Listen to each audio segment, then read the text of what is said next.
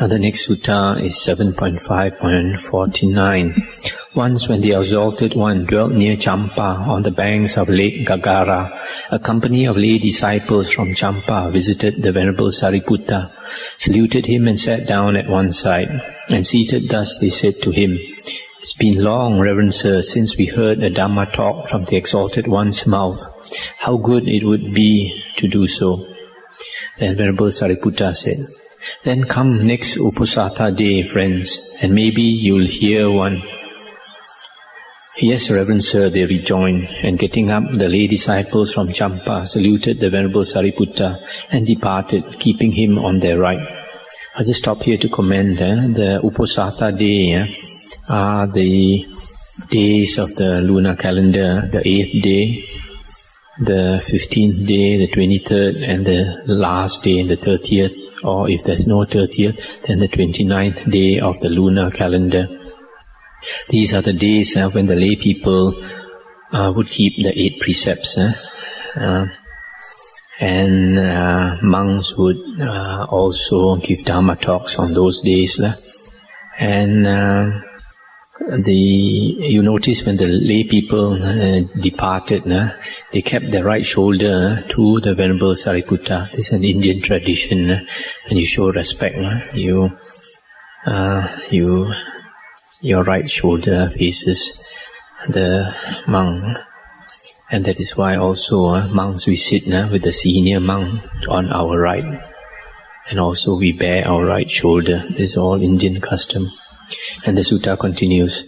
Now when the day was come, they approached the Venerable One, saluted and stood at one side. And with them the Venerable Sariputta visited the Exalted One, saluted and sat down at one side.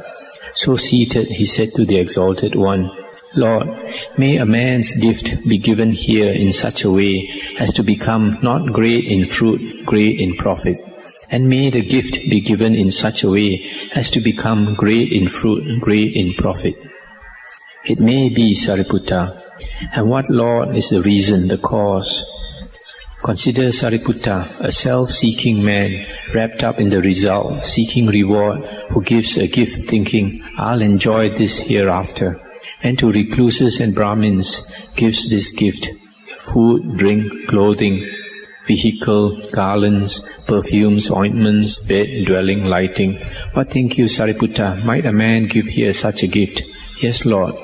"Now he who gives thus wise, Sariputta, thereafter, on the breaking up of the body after death, arises in the company of the 4 royal devas, and when he has exhausted that deed, power, glory, dominion, he becomes a returner, a comer to this state here. Then consider one who gives a gift, but is no self-seeker, not wrapped up in the result, seeking no reward, nor thinks to enjoy the fruit hereafter, yet he gives thinking it's good to give. Or one who thinks not so as he gives, but thinks, 'This was given in the past, done in the past by my father and my father's father. I ought not to allow this ancient family custom to lapse.' Or he thinks not so, but he thinks, as those sages of old had those great offerings, Ataka, Vamaka, Vamadeva, Vesamita, Yamatagi, Angirasa, Bharadvaja, Vaseta, Kasapa, and Bagu, so will I make this alms distribution. Or he thinks not so, but thinks, this gift of mine calms the mind, and joy and gladness arise. Or he thinks not so, but he gives a gift to improve the mind, to equip the mind, and to recluses and Brahmins he gives this gift, food, and so forth. What think you, Sariputta? Might a man give here such a gift? Yes, Lord. Now he who gives thus wise, thereafter, on the breaking up of the body after death, arises in the company of the devas or Brahma's host. And when he has exhausted that deed, power, glory, dominion, he becomes a non-returner, a comer not to this state here. Verily, this is the reason, the cause, why a man's gift given in one way may become not great in fruit, great in profit. And this is the reason, the cause, why given in such a way, the gift may become great in fruit, great in profit. And that's the end of the sutta. So here this sutta is saying, when we give a gift, we should not think of the result. We should not think of enjoying the result of that gift. We should give without a selfish thought. just because it is good to give. And because if a person acts with a selfish thought, then he becomes a returner, he comes back to this world again. But if he behaves without a self, even when he gives, he does not think of any reward for himself, because he acts like an Arya, then eventually he becomes an Arya. We know in some other suttas, the Buddha said always to see the body and the mind is not I, not mine, not myself. And we have to learn to act like an Arya, and slowly we will become an Arya. The next sutta is 7.5.50. Once the Venerable Sariputta and the Venerable Mahamoggallana, with a company of the monks of the Sangha, walked a tour near South Hill, and it was then that Nanda's mother, a lay disciple of Velukanda, rose before dawn one night and sang the way to the beyond. Now at that time the royal Deva, Vesavana, was going from the north to the southern quarter on some business or other. And he heard Nanda's mother singing and stopped and waited for the end. And when she had finished, she was silent. Then the royal Deva, Vesavana, perceiving she had finished, rejoiced greatly, saying, "Well done, sister, well done." And she said, "But who is it, O thou of august countenance?" "Sister, it is I, your brother, the royal Deva, Vesavana." And she said, "Hail, august one, pray, let this Dhamma hymn sung by me be your gift of greeting." And he said, "Well done, sister. Yes, let this verily be my gift of greeting. Tomorrow, monks of the Sangha with Sariputta and Moggallana at their head will come to Velukanda, not having had the morning meal. When you have fed them, you should declare the offering to be mine, and it shall be my gift of greeting." And when the night was over, Nanda's mother had much hard and soft food prepared in her house. And the monks of the Sangha, with Sariputta and Moggallana at their head, arrived at Velukanda, having had no morning meal. And Nanda's mother called the man and said, "Go, my good man, to the monks' park and say, 'It is time, reverend sirs, the meal is ready in the lady Nanda's mother's house.'" "Yes, lady," he replied, and he did so. And dressing early, taking bowl and robe, the monks with Sariputta and Moggallana at their head came to Nanda's mother's house and sat down on the seats arranged there.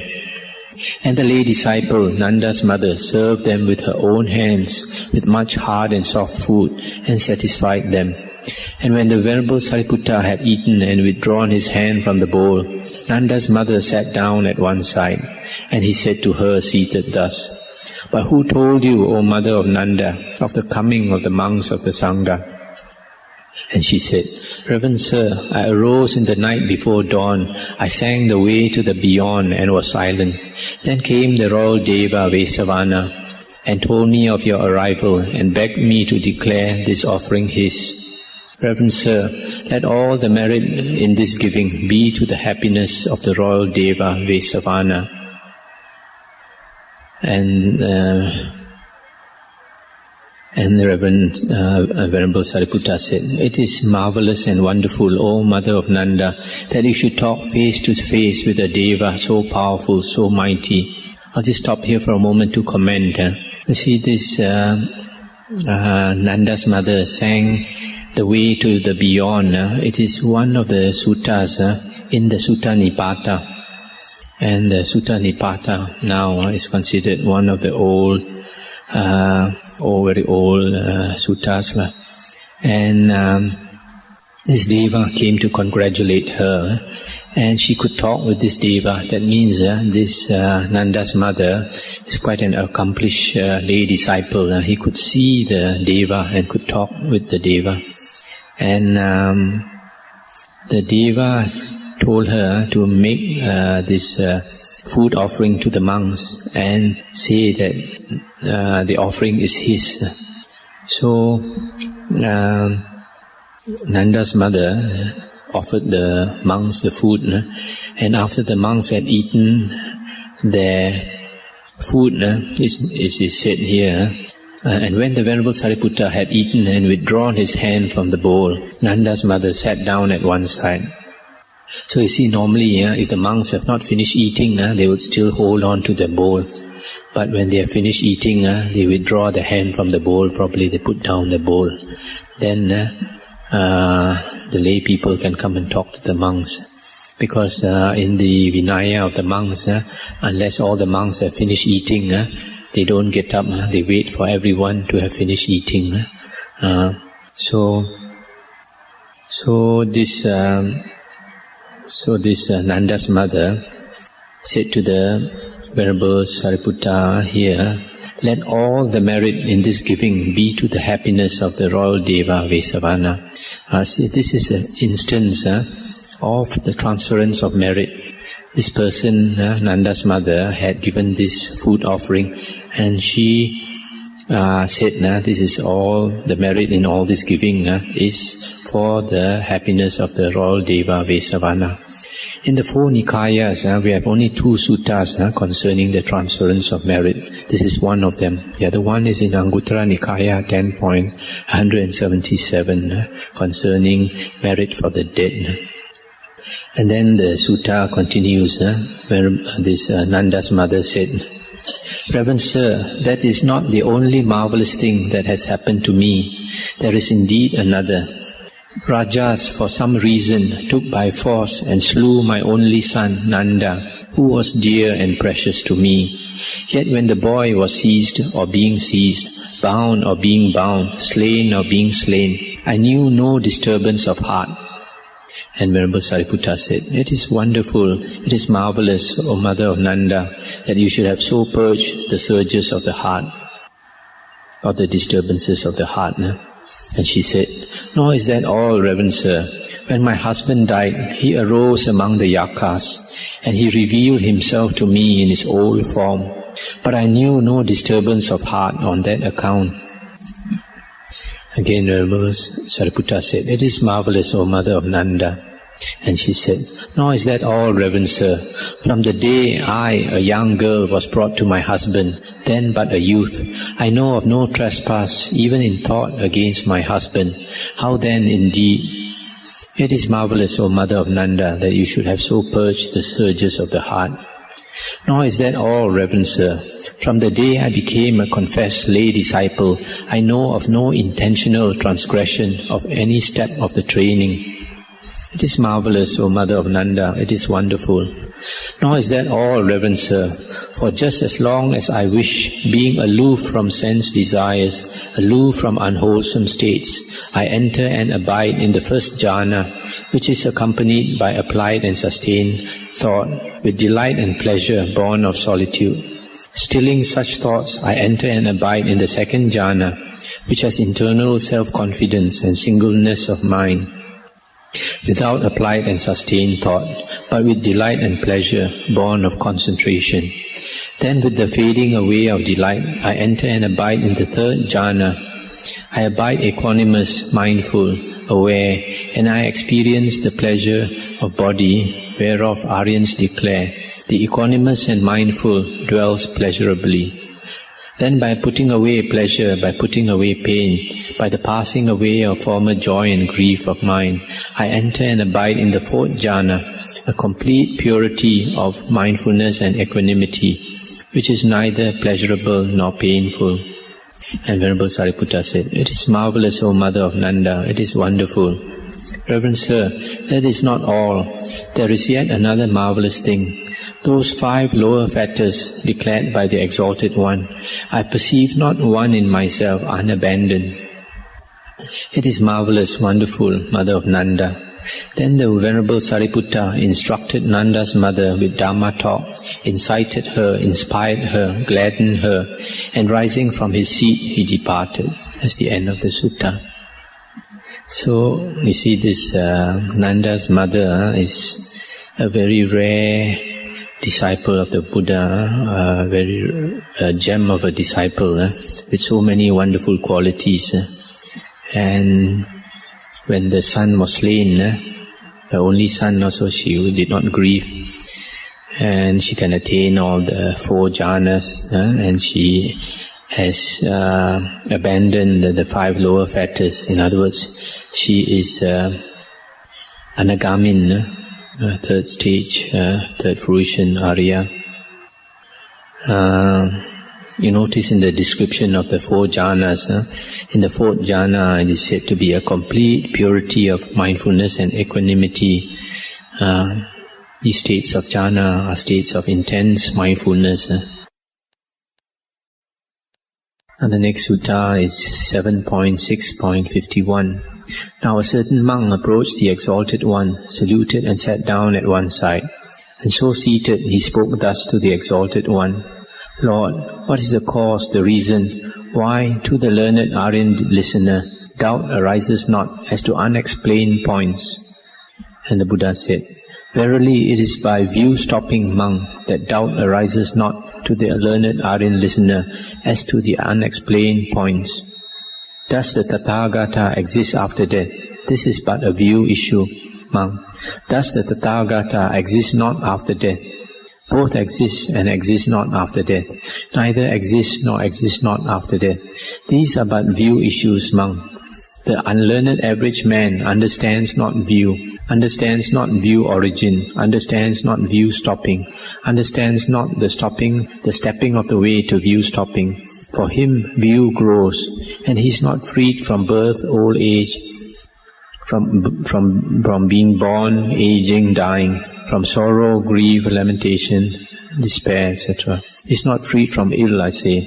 But the learned Aryan listener understands view, its origin, its stopping, the stepping of the way thereto. For him view is stopped, and he is freed from being born, aging, dying, from sorrow, lamentation, pain, grief and despair. He is freed from ill or dukkha, I say. Thus knowing, thus seeing, the learned Aryan listener indeed explains not, does the Tathagata exist after death, and similar questions. Thus knowing, thus seeing, the learned Aryan listener is thus subject to the inexplicable as to the unexplained points. Thus knowing, thus seeing, the learned Aryan disciple is not afraid, trembles not, wavers not, shakes not, nor falls to quaking concerning these points. Thus the Tathagata exists after death, etc.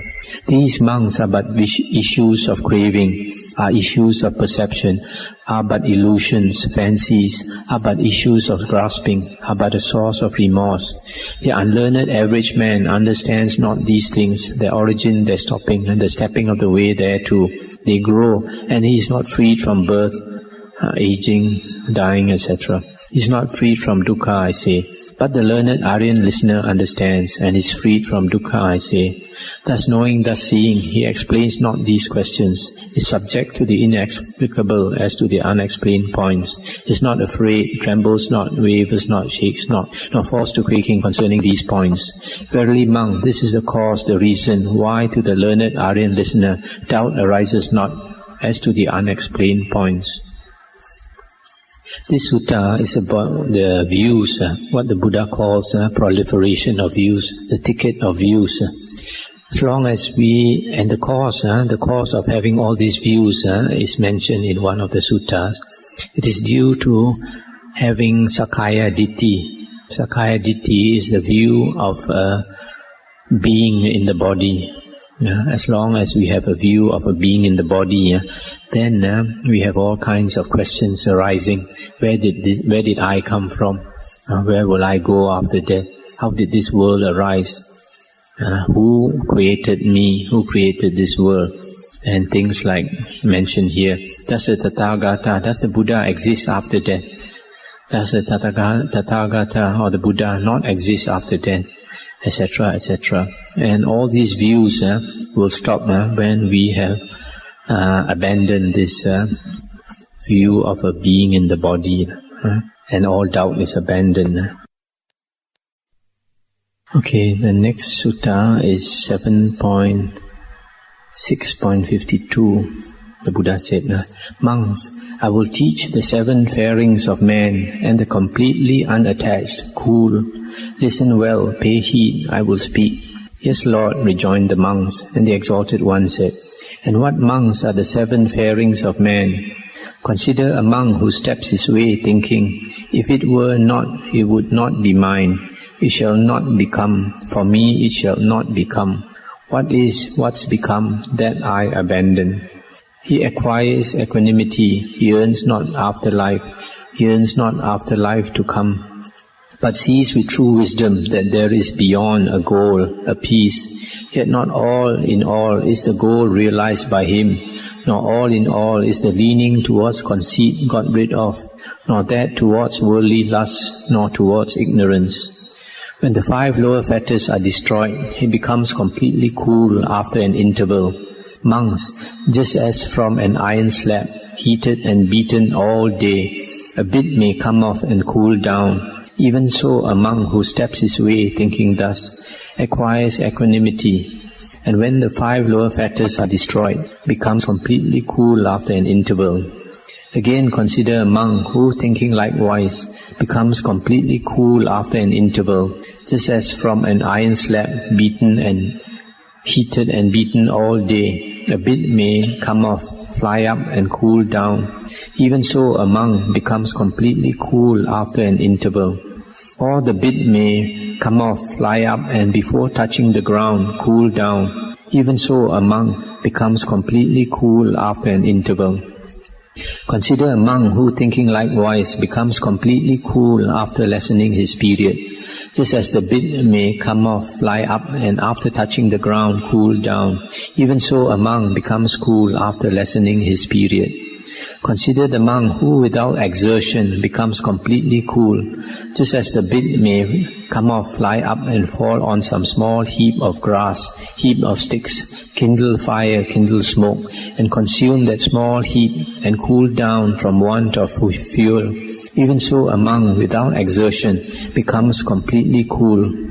Consider the monk who, with some exertion, becomes completely cool, just as the bit may fall on a large heap of grass, heap of sticks, kindle fire, kindle smoke, and consume that large heap, and cool down from want of fuel.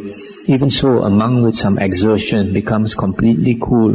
Consider a monk who thinks likewise, acquires equanimity, yearns not after life or life to come, but sees the goal, yet not all in all realizes it, nor all in all has got rid of the leanings towards conceit, worldly lust and ignorance. But when the 5 lower fetters are destroyed, he becomes part of the upward stream bound for the highest. Just as from an iron slab, heated and beaten all day, a bit may come off, fly up, and fall on a large heap of grass, a large heap of sticks, kindle fire, kindle smoke, consume that large heap, set fire to the shrubland, set fire to the woodland, and burning there come to the edge of a green cornfield, upland, rock, water, or lush countryside, and there cool down from want of fuel. Even so, a monk who steps his way thinking thus, on destroying the 5 lower fetters, becomes part of the upward stream, bound for the highest. Verily, monks, these are the 7 fairings of man. And what is the completely unattached cool? Consider a monk who steps his way thinking, if it were not mine, if it were not, it would not be mine, it shall not become, for me it shall not become. What is what's become that I abandon? He acquires equanimity, yearns not after life, yearns not after life to come, but with true wisdom sees that there is beyond a goal, a peace, and that goal is verily all in all realized by him, and all in all is the leaning towards conceit got rid of by him, the leaning towards worldly lust and leaning towards ignorance. Destroying the asavas, he enters and abides in the asava-free, emancipation by mind, emancipation by wisdom, here and now, realizing it himself by his own knowledge. This monk is called the completely unattached cool. Verily, monks, these are the 7 fairings of man and the completely unattached cool. This sutta is one of those which are a bit difficult. Firstly, the Buddha talks about this passage. If it were not, it would not be mine. And the commentary says, what it means is, if it were not for my past karma, my present body, person would not exist. I repeat, if it were not for my past karma, my present body, person would not exist. And then it continues, it shall not become, for me it shall not become. What is what's become that I abandon? In other words, if I don't create any more karma, then I shall not have this body again. And what is the present body that I abandon? But if we think about it, instead of karma, we could also say craving. If it were not for craving, I would not exist today. Or if it were not for ignorance in the past, I would not exist today. And if I could cut off my craving or ignorance now, then I shall not become again. And what is that is the present craving or the present ignorance that I abandon. So this can equally apply to craving and to ignorance. Now after that, this sutta talks about the similes for the 5 types of anagamin, a non-returner, a third fruition person. This is the only sutta which gives this simile for the 5 types of anagamin. The first type is called an Anguttara parinibbayi. This is a person, the anagamin, who becomes completely cool after an interval. And the simile given is that a blacksmith heats up an iron slab the whole day, and he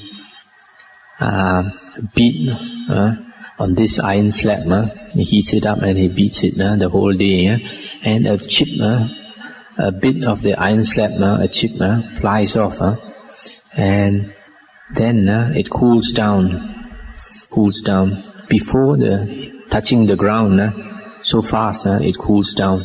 This is the Anguttara parinibbayi, the first type of anagamin, who becomes completely cool after a short interval. The second type is called the Upahacha parinibbayi. This is the one who becomes cool after lessening his period. And the simile given here is that the iron slab that is heated and beaten, a bit flies off, and after touching the ground, as soon as it touches the ground, it cools down. So this is the second type of anagamin. The third type is called the Asankara parinibbayi, and this is the one who, without exertion, he becomes completely cool, enters Nibbana. And the simile given here is that bit from the iron slab, which is heated and beaten the whole day, that bit flies off and falls on a small heap of grass, sticks, a small heap of grass and sticks, and makes the small heap of grass and sticks catch fire, and kindles fire and kindles smoke, and then that small heap is burnt up, and this iron bit cools down. That's the third type. The fourth type is called the Sasankara parinibbayi. This is the anagamin who, with some exertion, becomes completely cool. And the simile given here is that bit from that heated iron slab falls on a large heap of grass and sticks, and it kindles fire and kindles smoke and consumes the large heap of sticks and grass before it cools down. And then the last type of anagamin is called the Udang Sota Akanita Gami. And this is called the anagamin who becomes part of the upward stream bound for the highest.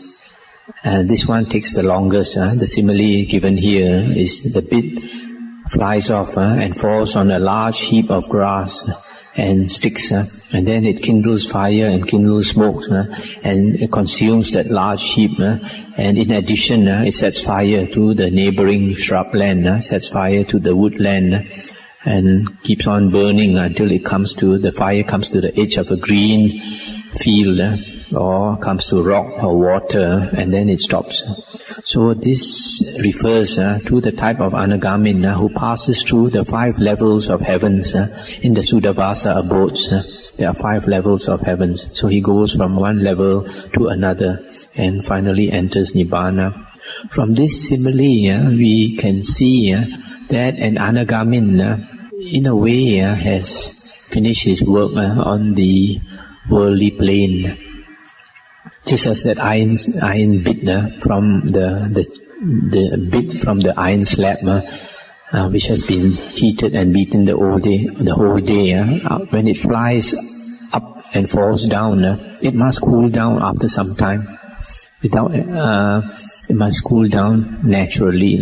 So in the same way, all Anagamins, whether they take a short time or they take a longer time in the Suddhavasa abodes, the fourth jhana plane, eventually they cool down. Even though they don't make any effort, they still cool down to Nibbana.